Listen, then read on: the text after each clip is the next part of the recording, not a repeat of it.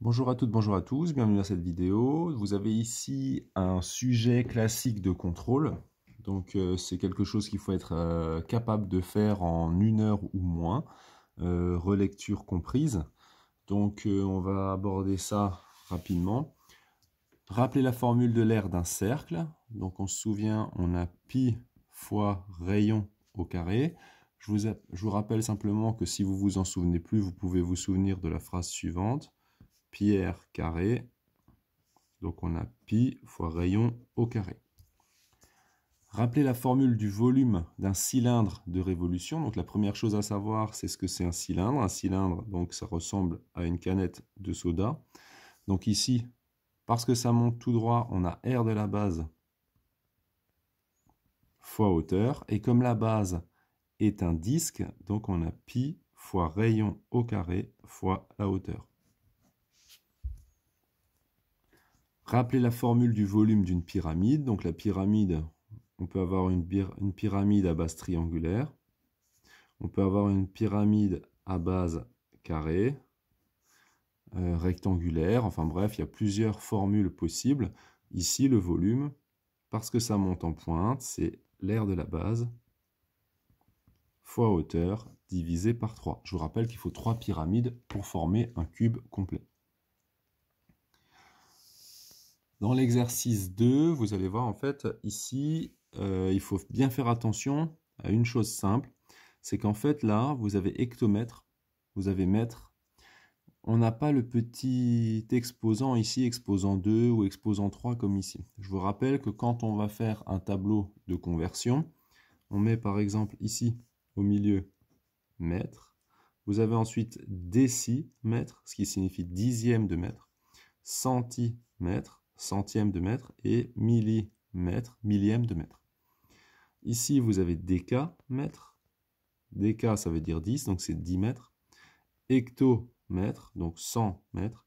Et ensuite, vous avez kilomètre, kilo qui signifie 1000. Quand vous avez kilogramme, kilomètre, ça signifie 1000 mètres. Dans hectomètre, pour avoir des mètres, on se met ici avec un 1. Et il faut compléter avec 2 zéros, donc ça fait 100 mètres.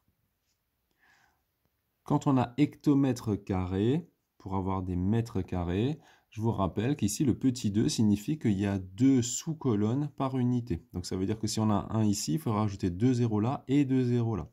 Donc on a un total ici de 10 000 mètres carrés. Donc ici, si on regarde bien, si on fait 2 rangs, ça fait 100 décamètres carrés. Et donc ça fait bien 1 hectomètre carré.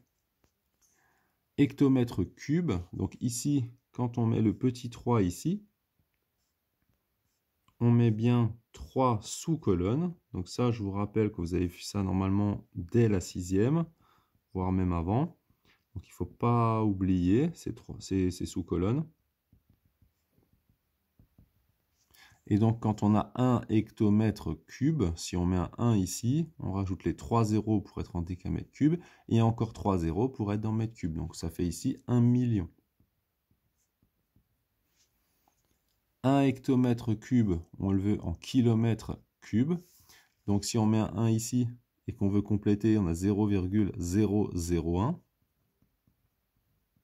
Si vous n'êtes pas convaincu, faites le tableau et mettez simplement les valeurs à l'intérieur. 10 litres, on veut le convertir en centimètres cubes. Ce qu'il faut absolument retenir, c'est la chose suivante, c'est que 1 décilitre, ça fait ici, 1 décimètre cube, pardon, ça fait 1 litre. Donc si vous avez une boîte de 10 cm sur 10 cm sur 10 cm, à l'intérieur, vous allez réussir à mettre exactement 1 litre. Donc à partir du moment où on sait que 1 décimètre cube fait 1 litre, nous, on a simplement à convertir 1 décimètre cube en centimètre cube. Et donc ici, on a 1000 centimètres cubes qui font 1 décimètre cube. Et donc ça fait 1 litre.